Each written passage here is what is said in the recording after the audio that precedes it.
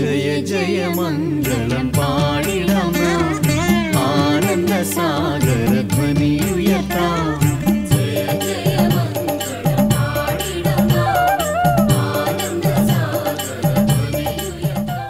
Nous sommes à Kollur. C'est un petit village du sud-ouest de l'Inde, dans l'état de Karnataka. C'est un haut lieu vibratoire. Et depuis très très longtemps, des yogis, des sages sont venus ici faire des ascèses.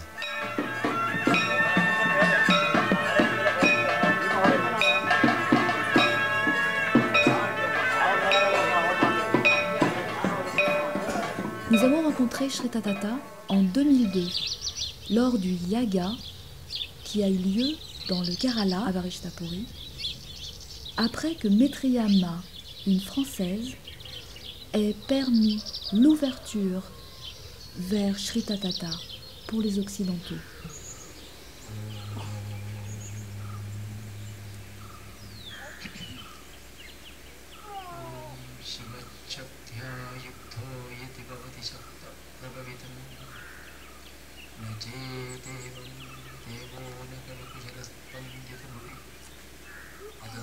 Shri Tatata propose un enseignement et des initiations.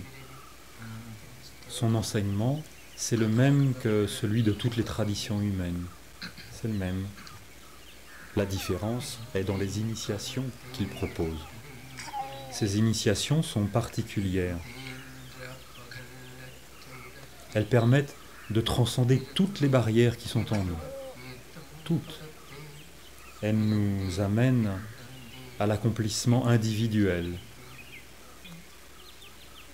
mais aussi à l'accomplissement collectif de l'humanité.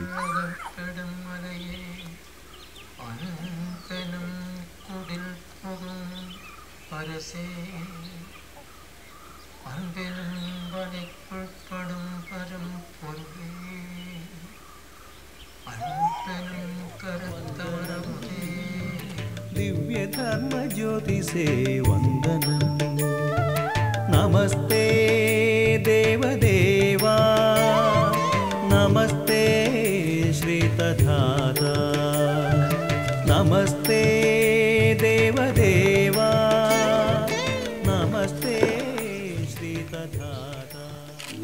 La première question qui vient, c'est qui es-tu, Shri Tatata?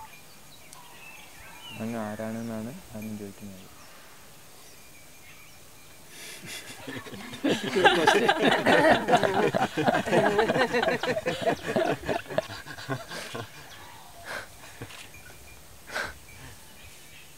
തഥാതൻ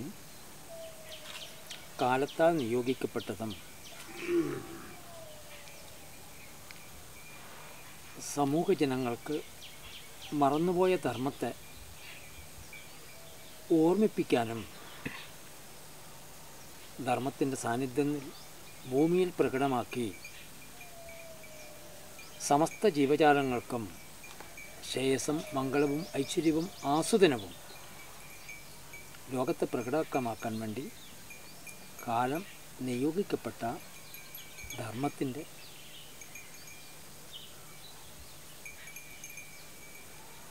ഒരു പ്രതിഭാസമാണ് തഥാതൻ. Shri Tatata, que viens-tu offrir de particulier à l'humanité?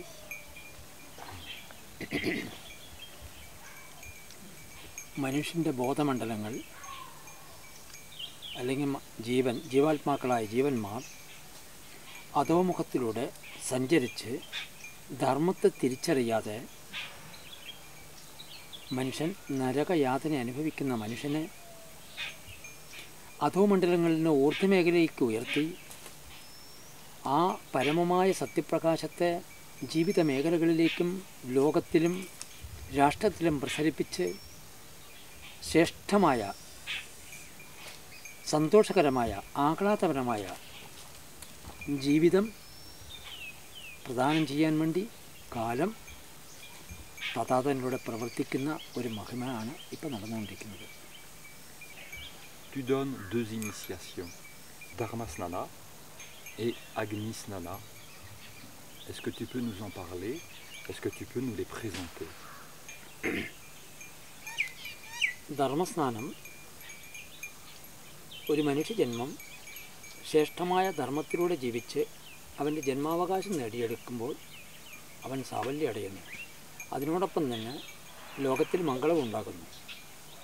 എത്രയോ കാലഘട്ടങ്ങളായി ജനിച്ചും മരിച്ചും വന്നതിൻ്റെ സംസ്കാരങ്ങളും ശീലങ്ങളും അവനെ സ്വാഗതം ചെയ്യുന്നതുകൊണ്ട് അവൻ്റെ ഉള്ളിലുള്ള ആത്മാവിൽ നിക്ഷിപ്തമായ ധർമ്മം മറഞ്ഞിരിക്കുന്നു. മറഞ്ഞുപോയ ധർമ്മത്തിനെ ഉയർത്തി എഴുന്നേൽപ്പിച്ച് ധർമ്മം ആചരിക്കാൻ പ്രാപ്തി ക്ഷയിച്ച കാലത്ത് ഈശ്വരൻ്റെ കരുണയാൽ ധർമ്മത്തിലേക്കെത്തിയ മനുഷ്യ സമുദായത്തിന് സ്നാനം നിർവഹിപ്പിച്ച് അവന് അർഹതയില്ലാത്തതിനെ നിഷ്കാസനം ചെയ്ത് അർഹതയുള്ളതിനെ സ്വീകരിച്ച് ശ്രേഷ്ഠമായ ധർമ്മത്തിൻ്റെ വഴിയിലേക്ക് കടത്തിവിടാൻ വേണ്ടി പ്രാഥമികമായിട്ട് ചെയ്യുന്ന ഒരു സംസ്കാരക്രിയയാണ് ധർമ്മസ്നാനം. അഗ്നിസ്നാനം എന്ന് വെച്ചാൽ ധർമ്മസ്ഥാനത്തിലൂടെ കടന്നു വന്ന മനുഷ്യനിൽ ധർമ്മത്തിനുള്ള അന്തർദാഹം ഉയർത്തെഴുന്നേൽക്കുമ്പോൾ അഗ്നിസ്നാനത്തിലൂടെ അവന് വിധിക്കപ്പെട്ട ധാർമ്മിക മൂല്യങ്ങളെ ഉയർത്തി അവൻ്റെ ജന്മം സബലീകരിക്കാൻ വേണ്ടി നൽകപ്പെടുന്ന വിദ്യയാണ് അഗ്നിസ്നാനം.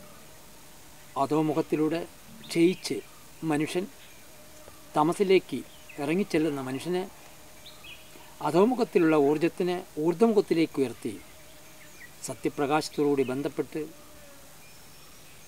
അവന് അർഹതപ്പെട്ട, അവന് വിധിക്കപ്പെട്ട, അവന് കൽപ്പിക്കപ്പെട്ട ധർമ്മത്തെ ആചരിച്ച് ശ്രേയസ്സോടുകൂടി ജീവിക്കുമ്പോൾ അവൻ്റെ ജന്മം സാഫല്യമടയെ മാത്രമല്ല ആൽപ്പപ്രഭ സമൂഹത്തിനെയും ജനങ്ങളെയും പരിവർത്തനം വരുത്തി ഒരു ധർമ്മരാഷ്ട്രം ഇവിടെ ശ്രേയസ്സായിത്തീരും. അതിലേക്കുള്ള ഒരു വഴി തുറന്നു കൊടുക്കുന്ന ഒരു മഹാവിദ്യയാണ് അഗ്നിസ്നാനം.